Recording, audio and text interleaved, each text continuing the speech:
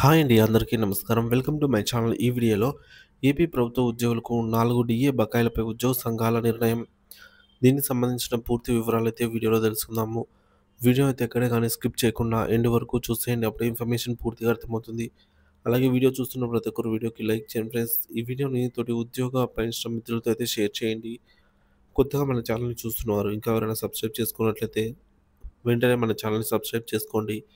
దీని ద్వారా నేను చేసే లేటెస్ట్ వీడియోస్ అన్నీ మీ వరకు రీచ్ అవుతాయి.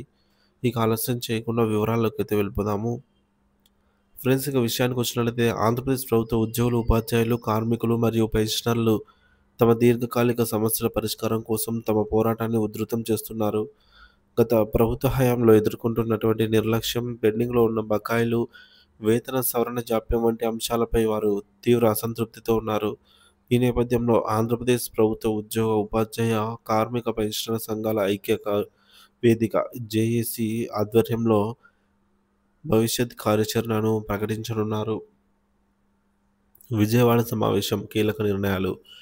ఇటీవల విజయవాడలో ఐక్యవేదిక స్టీరింగ్ కమిటీ సమావేశం జరిగింది. ఈ సమావేశంలో ఐక్య చైర్మన్ కేఎస్ఆర్ సూర్యనారాయణ అధ్యక్షత వహించారు. ఈ సందర్భంగా ఆయన మాట్లాడుతూ ఉద్యోగుల సమస్యల పరిష్కారానికి ఒక పటిష్టమైన కార్యాచరణను రూపొందిస్తున్నట్లు తెలిపారు. ప్రభుత్వంతో చర్చలు చర్చల కోసం కేవలం తాత్కాలిక కమిటీలు కాకుండా ఉద్యోగ సంఘాలకు చట్టబద్ధమైన వేదిక కల్పించాలని ఆయన డిమాండ్ చేశారు.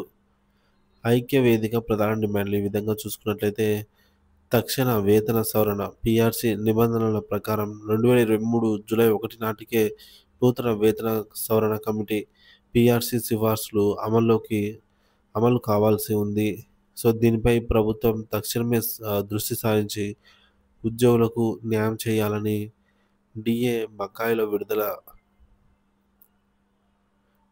సో ప్రభుత్వం ఉద్యోగులు, పెన్షనర్లకు చెల్లించాల్సిన 4 విడతల డిఏ కరువు భత్యం బకాయిలను వెంటనే విడుదల చేయాలి. జీపీఎఫ్ నిధులపై విచారణ నివేదిక. సో గత ప్రభుత్వ హయాంలో ఉద్యోగుల జీపీఎస్ ఖాతాల నుంచి సుమారు 5,000 కోట్లు దారి మళ్లించారని వచ్చిన ఆరోపణలపై జరిగిన విచారణ నివేదికను తక్షణమే బహిర్గతం చేయాలి. ఉద్యోగుల సొమ్మును కాపాడటంలో పారదర్శకత చూపాలి. గత ప్రభుత్వంపై తీవ్ర ఆరోపణలు.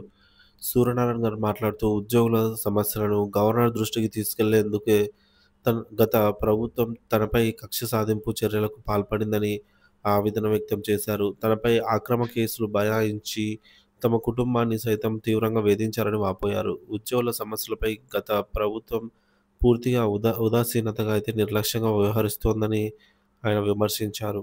భవిష్యత్ కార్యాచరణ సెప్టెంబర్ 1న పెన్షనర్ మార్చ్.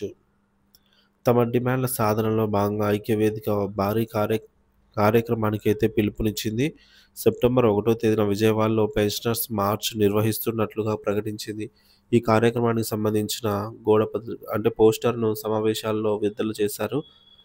ఈ మార్చ్ ద్వారా ఉద్యోగులు, ఉపాధ్యాయులు, పెన్షనర్ల ఐక్యతను, వారు పోరాట పటిమను ప్రభుత్వానికి తెలియజేయాలనేది వారి లక్ష్యం. మొత్తం మీద ఆంధ్రప్రదేశ్ ఉద్యోగ సంఘాలు తమ హక్కుల సాధన కోసం మరోసారి ఐక్యంగా ఉద్యమ బాట చేపట్టాయి. కేవలం హామీలతోనే సరిపెట్టుకోకుండా తమ సమస్యలకు శాశ్వత చట్టబద్ధమైన పరిష్కారం కోరుకుంటున్నారు. సెప్టెంబర్ 1న జరగబోయే పెన్షనర్స్ మార్చ్ వారి పోరాటంలో ఒక కీలకమైన ఘట్టం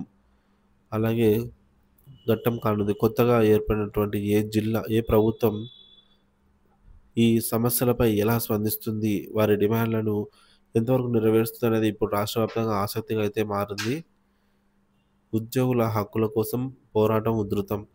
ఐక్యవేదిక కార్యాచరణ ప్రకటన. సెప్టెంబర్ 1,